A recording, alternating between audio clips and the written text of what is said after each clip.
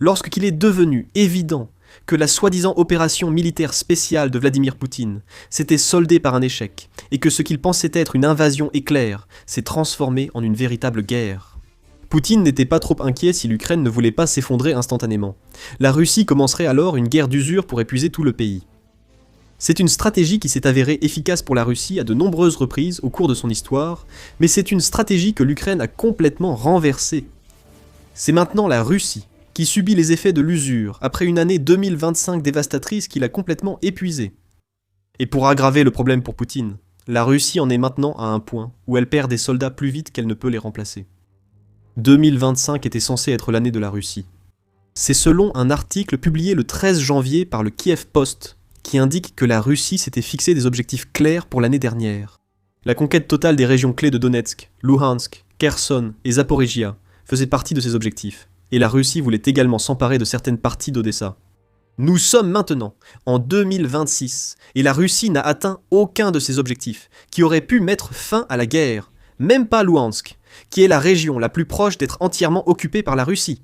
L'Ukraine oppose une résistance si acharnée que la Russie n'arrive pas à mettre la main sur le dernier pourcent de la région dont elle a besoin. Et même si elle y parvenait, l'Ukraine continuerait de frapper les positions russes et d'essayer de repousser. En janvier, le commandant en chef des forces armées ukrainiennes, Oleksandr Syrski, a félicité son pays pour la résistance farouche qu'il a opposée, afin de s'assurer que la Russie ne s'approche d'aucun de ses objectifs. L'année écoulée a été une grande épreuve pour nous. Les agresseurs russes ont cherché à mettre fin à la guerre contre l'Ukraine, mais ils prévoyaient de la terminer par la défaite de l'Ukraine. En nous imposant ces conditions depuis une position de force, a déclaré Oleksandr Syrski, avant d'ajouter « Nous n'avons pas permis à l'ennemi de réaliser des percées décisives. Nous avons contrecarré ses plans et l'avons à plusieurs reprises forcé à reporter les dates des opérations prévues. » Cela ne veut pas dire que la Russie n'a fait aucun progrès en 2025, elle en a fait cependant. Ces avancées étaient dérisoires, comparées à ce que Vladimir Poutine voulait, et, il s'avère, à ce que la Russie a payé en vies humaines pour les obtenir. Le Kiev Post affirme que les analyses les plus indépendantes de l'année 2025 de la Russie suggèrent que le Kremlin a consacré entre 600 000 et 700 000 soldats à la guerre de Vladimir Poutine. Ces soldats ont en grande partie abandonné les assauts mécanisés des années précédentes, ce qui pourrait être lié ou non à la perte de plus de 11 500 chars et près de 24 000 véhicules blindés. Et, à la place, ils ont utilisé des tactiques axées sur l'infanterie à courte portée. Ces tactiques ont fonctionné dans une certaine mesure. La Russie a pu infiltrer des localités en utilisant des unités réduites qui se sont faufilées à pied à travers les défenses ukrainiennes. Mais bien trop souvent, ces soldats infiltrés étaient encerclés et éliminés, et leurs gains étaient souvent rapidement annulés. Pour la Russie, ce changement de stratégie a conduit à la capture de 5000 à 5500 km², soit 1930 à 2123 miles² du territoire ukrainien. Ce qui représente un peu moins de 1% de l'ensemble du pays. La Russie contrôle désormais environ 20% de l'Ukraine. Il ne faudra donc que 80 ans de plus avant que la Russie ne gagne. Si les forces de Poutine parviennent à maintenir le rythme fulgurant d'avancée qu'elles ont établi l'année dernière. Sarcasme mis à part, ces avancées sont loin d'être impressionnantes, et l'armée russe a payé un prix assez lourd pour les obtenir. Le Kiev Post affirme que les forces armées ukrainiennes estiment que la Russie a perdu au moins 418 000 soldats en 2025, ce qui correspond à des pertes mensuelles moyennes d'environ 34 800. Le média note que le ministère de la Défense du Royaume-Uni est à peu près d'accord avec ce chiffre, et que les drones FPV, ou à vue à la première personne de l'Ukraine, ont joué un rôle énorme dans l'augmentation du taux de perte russe. Ces drones FPV, dont entre 95 et 99% sont fabriqués en Ukraine, sont désormais responsables de plus de la moitié des pertes russes. Tout cela n'en dit pas long sur les tactiques de la Russie. Cependant, les chiffres des pertes peuvent au moins être contestés. Le 30 décembre, la BBC a publié un article affirmant que, durant les 10 mois précédents de la guerre en Ukraine, le taux de perte de la Russie avait augmenté plus rapidement qu'à tout autre moment depuis que Poutine a lancé son invasion. Le média a souligné qu'il y avait environ 40 avis de décès de soldats publiés de plus que l'année dernière, ce qui a conduit à la conclusion qu'environ 160 000 soldats russes auraient été tués. Il y a cependant une réserve à ce qui semble être un point positif pour Poutine. La BBC précise que ce chiffre ne concerne que les décès russes, et uniquement ceux pour lesquels une confirmation peut être trouvée à travers les avis de décès. Le chiffre réel est probablement bien plus élevé. Comme le rapporte la BBC, le nombre réel de morts serait bien supérieur. Et les experts militaires que nous avons consultés estiment que notre analyse des cimetières, des monuments aux morts et des avis de décès pourrait représenter entre 45 et 65% du total. Le média indique que cela placerait le nombre de morts russes entre 243 000 et 352 000. Si l'on ajoute à ce chiffre les soldats blessés et capturés, on obtient toujours des pertes importantes, tant pendant la guerre qu'en 2025. Même avec ces chiffres plus prudents, cela pourrait-il être considéré comme une bonne nouvelle pour Poutine ? Peut-être s'il se souciait de l'ampleur des pertes humaines que son invasion de l'Ukraine a causées parmi son propre peuple.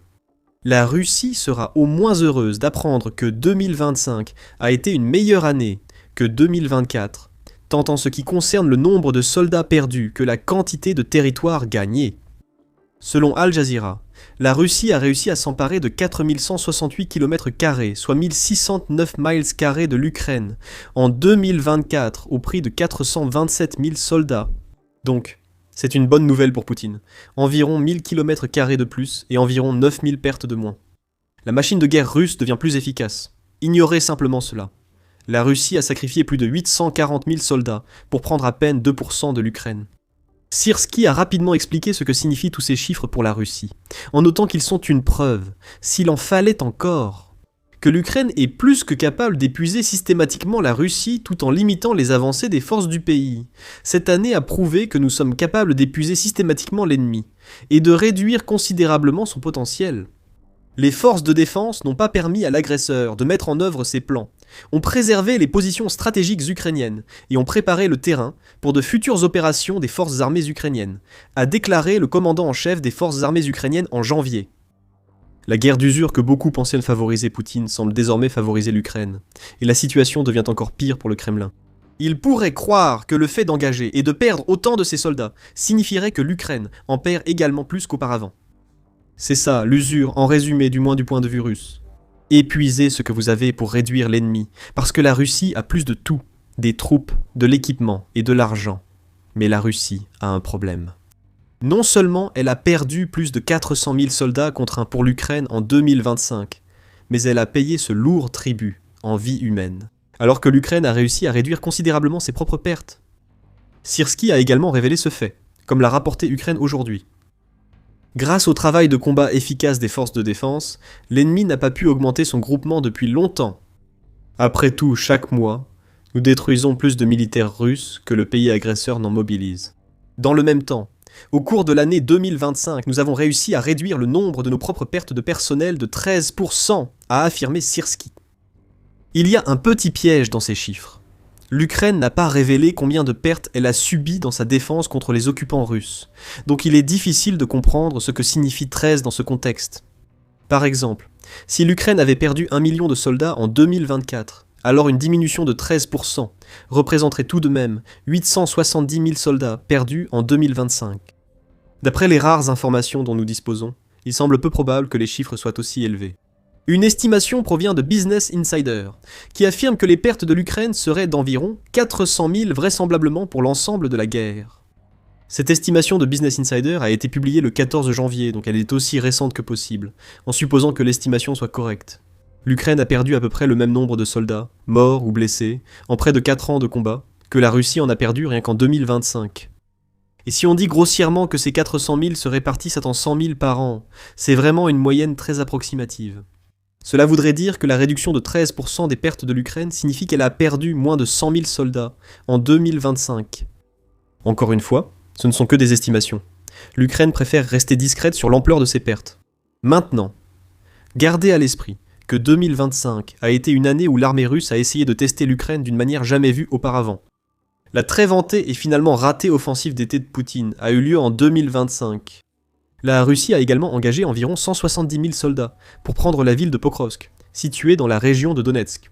Ce qui signifie qu'elle a déployé une force littéralement de la même taille, voire plus grande, que de nombreuses armées européennes pour prendre une seule ville. Que l'Ukraine ait réussi à réduire ses pertes de 13% sous une telle pression est stupéfiant. Nous avons plaisanté plus tôt dans cette vidéo sur le fait que la machine de guerre russe deviendrait plus efficace en 2025. Nous sommes tout à fait sérieux en disant cela. La défense de l'Ukraine est devenue bien plus efficace. Et les drones FPV, qui sont désormais responsables de plus de la moitié des pertes russes sur le champ de bataille, jouent probablement un rôle clé. Que retenir de tout cela ? Eh bien, la chose la plus importante à retenir, c'est que la guerre d'usure fonctionne, mais elle fonctionne bien mieux pour l'Ukraine que pour la Russie. après que l'Ukraine a réussi à repousser l'invasion initiale de Poutine, en reprenant de vastes étendues de territoire que la Russie avait occupées pendant les premières semaines de l'invasion de 2022. Dans ce processus, la Russie a dû changer son approche. Geopolitical Futures note que l'offensive centrale initiale de la Russie a échoué, bien que l'offensive orientale ait réussi à s'emparer d'une grande partie de l'Ukraine, y compris de larges portions de la région de Donetsk. La Russie a donc décidé de se concentrer sur l'est de l'Ukraine, et elle a tenté de s'appuyer sur ses énormes avantages numériques pour y parvenir. Ces échecs ont forcé Moscou à adopter une nouvelle stratégie de concentration des forces, dans le but de submerger et de détruire les défenseurs ukrainiens, le long du front tenu par l'offensive orientale. Geopolitical Futures explique ensuite que l'Ukraine était bien mieux préparée à faire face à une guerre d'usure que Vladimir Poutine ne l'avait anticipé. En d'autres termes, ce qui avait commencé comme une avancée rapide sur plusieurs fronts s'est transformé en une guerre de masse, qui s'est enlisée, en grande partie à cause de la défense efficace des Ukrainiens, des frappes de drones contre les forces russes et des problèmes logistiques qui ont stoppé les avancées. Cet échec s'accompagne de pertes massives en effectifs et en matériel. Nous avons mentionné certaines de ces pertes plus tôt lorsque nous vous avons dit cela. L'Ukraine a détruit plus de 11 500 chars russes et près de 24 000 véhicules blindés depuis que Poutine a lancé son invasion. Sur le plan des effectifs, les 418 000 pertes présumées que la Russie a subies en 2025 font partie des quelques 1,22 million qu'elle a endurées depuis février 2022. Peu importe où vous regardez, les pertes de la Russie sont énormes. Plus de 430 avions et près de 350 hélicoptères ont été détruits par les défenses ukrainiennes. La Russie a consommé plus de 106 000 véhicules aériens sans pilote et 74 100 voitures et citernes. 275 systèmes de défense anti-aérienne ont été détruits. Et la Russie a perdu la somme stupéfiante de 36 098 systèmes d'artillerie au 14 janvier. La Russie peut disposer de beaucoup de main-d'œuvre et d'équipements, mais il y a des limites à tout, et chaque jour de la guerre en Ukraine rapproche la Russie de ses limites. Une partie de la raison réside dans la manière dont l'Ukraine a réussi à contrer les tactiques d'usure de la Russie, en forçant le taux d'attrition russe à être si élevé qu'il cause plus de dégâts à la Russie qu'à l'Ukraine. Les drones que nous avons mentionnés plus tôt ont joué un rôle énorme à cet égard. Ce n'est donc pas surprenant que l'Ukraine en soit maintenant au point de fabriquer 4 millions de drones par an. Plus elle peut inonder le champ de bataille de drones, plus de soldats et d'équipements russes sont détruits par ces drones. Remplacer les humains partout est un petit avantage non négligeable. Cela peut aussi en partie expliquer pourquoi l'Ukraine a perdu 13 soldats de moins en 2025. Cependant, il y a un peu plus que cela. Et, fait intéressant, l'Institut international d'études stratégiques, ou IISS, avait déjà exposé le plan de ce que l'Ukraine fait si bien aujourd'hui en février 2024. Dans un article de ce mois-là, l'IISS affirmait que l'Ukraine pourrait faire fonctionner l'usure en sa faveur, plutôt qu'en faveur de la Russie, en construisant une défense en profondeur efficace. Grâce à cette stratégie, l'Ukraine pourrait réduire à la fois ses besoins en effectifs et en munitions, ce qui contrecarrerait la stratégie de la Russie, consistant à envoyer de la chair à canon contre l'Ukraine, jusqu'à ce qu'elle épuise les deux, provoquant ainsi l'effondrement de ses défenses. L'IISS a soutenu que l'Ukraine ne devrait pas se concentrer sur des offensives basées sur la manœuvre, comme sa contre-offensive de 2023, qui a été la moins réussie contre les positions retranchées de la Russie. Les forces russes sont trop nombreuses pour cela, et lancer de grandes offensives contre elles ne ferait qu'obliger l'Ukraine à jouer le jeu d'usure que la Russie veut lui imposer. La manière la plus efficace pour l'Ukraine de rétablir son avantage est de mettre en place une défense en profondeur efficace, ce qui réduira les pertes et les besoins en munitions de l'Ukraine. Une meilleure défense permettrait également à l'Ukraine de réorganiser le déploiement de ses forces, de faire tourner les brigades et de libérer certaines parties de l'armée pour leur reconstitution, a déclaré l'IISS en février 2024. L'Ukraine a pris ce conseil à cœur, nous voyons qu'il est appliqué dans la défense du pays à Pokrovsk. Les assauts constants de la Russie sur cette ville signifient probablement qu'elle tombera à un moment donné. Mais elle était censée tomber cet été, et ce n'est pas arrivé. Et quand ou si cela arrive, la Russie découvrira à quel point les défenses de l'Ukraine sont profondes, car l'Ukraine a enlisé la Russie dans l'offensive coûteuse de Pokrovsk. Elle a renforcé les défenses des régions au-delà de Pokrovsk. Désormais, la Russie doit franchir toute une ceinture de villes fortifiées si elle veut obtenir le contrôle total de Donetsk. Un processus qui entraînerait presque à coup sûr de lourdes pertes avant que cet objectif ne puisse être atteint. Nous ne pouvons pas non plus ignorer l'aspect économique de cette guerre d'usure. Russie a abordé ce sujet dans un article de septembre 2025, où il était dit que la guerre en Ukraine est devenue une sorte d'impasse. Le média attribue en grande partie le mérite de cette situation au rideau de drones de l'Ukraine. tout en ajoutant que l'émergence des drones comme arme clé en Ukraine a retiré une grande partie de l'avantage économique que la Russie avait sur l'Ukraine lorsque Poutine a lancé son invasion. Si la guerre était restée, comme prévu, un conflit d'infanterie et de chars comme ceux du XXe siècle, l'Ukraine n'aurait probablement eu aucune chance. Mais grâce aux drones, les blindés lourds ont été en grande partie retirés de l'équation de l'équilibre des forces, selon le média. En bref, la défense de l'Ukraine est bien plus profonde que ce à quoi la Russie s'attendait. Et la Russie, bien qu'elle utilise également massivement des drones, a déjà dépensé bien plus qu'elle n'aurait dû depuis juin 2025. Le Conseil de l'Atlantique a soutenu que la guerre d'usure menée en Ukraine est autant économique qu'elle ne concerne la main-d'œuvre et l'équipement. Au-delà d'infliger les types de pertes massives sur le champ de bataille que nous avons observés en 2025 et auparavant, l'Ukraine a également mené des frappes à longue portée contre des cibles russes pétrolières, gazières, logistiques et militaires, qui ont toutes contribué à réduire le trésor de guerre de Poutine. La Russie a réussi à dissimuler l'impact économique de la guerre de Poutine, en passant à une économie militaro-industrielle pendant les 2 premières années des combats. En effet, le pays a annoncé une croissance économique d'environ 4% en 2023 comme en 2024. Cependant, les choses ont changé depuis la fin de 2024. La croissance de la Russie a fortement ralenti. Le Guardian rapportant que le Fonds monétaire international avait prévu une croissance de seulement 0,6%, ainsi qu'une prévision qui semble de plus en plus optimiste de 1% de croissance en 2026. Dans un rapport séparé pour The Guardian, publié le 7 décembre, Simon Tisdale expose la situation de la Russie. Les revenus du pétrole et du gaz ont baissé de 27% pour la Russie d'une année sur l'autre, affirme Tisdale. L'inflation reste élevée, à 8%. La moitié du fonds souverain de la Russie a été épuisée. Le pays connaît un important déficit budgétaire. Et les taux d'intérêt, bien qu'inférieurs à ce qu'ils étaient, restent à 16%. Et, pour couronner le tout, Poutine exige désormais que le peuple russe paie des impôts plus élevés pour financer sa guerre. Tout cela est le résultat de la stratégie défensive efficace de l'Ukraine et de l'usure soutenue qu'elle a imposée aux forces russes, renforcée par les sanctions occidentales ainsi que par le soutien militaire, financier et logistique apporté par l'Europe et les États-Unis, ce qui a considérablement limité la capacité de la Russie à remplacer ses pertes et à soutenir des offensives de grande envergure, en particulier lorsque plus de 400 000 soldats perdus rien qu'en 2025 ne sont ni financièrement ni opérationnellement faciles à remplacer. Bien sûr, l'Ukraine a également rencontré des difficultés économiques.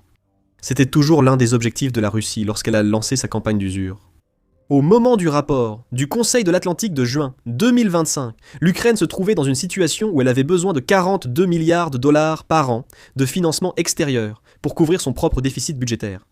Cependant, l'Ukraine dispose de cet argent. L'Union européenne a accepté d'accorder à l'Ukraine un prêt de 90 milliards d'euros, soit environ 104,9 milliards de dollars, qui devrait couvrir une grande partie des dépenses de l'Ukraine. Pour 2 années supplémentaires de combat, la Russie ne bénéficie pas de ce type de soutien financier de la part d'acteurs extérieurs. Les investissements dans le pays se sont plus ou moins taris depuis que Poutine a lancé son invasion. Ce que nous voyons, c'est une confluence de problèmes qui s'influencent mutuellement. À mesure que l'Ukraine détruit davantage de soldats et d'équipements russes, la Russie doit dépenser énormément pour les remplacer. Ces dépenses posent des problèmes à l'économie russe, ce qui affaiblit la Russie sur le champ de bataille parce qu'elle ne peut pas remplacer tout ce que l'Ukraine détruit. Une Russie affaiblie est encore plus vulnérable à la défense d'usure de l'Ukraine, ce qui coûte encore plus à la Russie en effectifs et en argent, et ainsi de suite. Et maintenant, il semble qu'un tournant ait été atteint. La guerre d'usure qui aurait dû favoriser la Russie favorise désormais l'Ukraine. C'est ce que souligne Syrski, qui affirme que l'Ukraine tue pour la première fois plus de soldats que la Russie ne peut en recruter.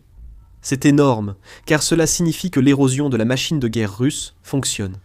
Si l'Ukraine peut maintenir ce taux de perte, alors que la Russie peine à recruter, la force déjà affaiblie qui a permis à l'Ukraine d'obtenir de tels chiffres dévastateurs en 2025 deviendra également plus réduite.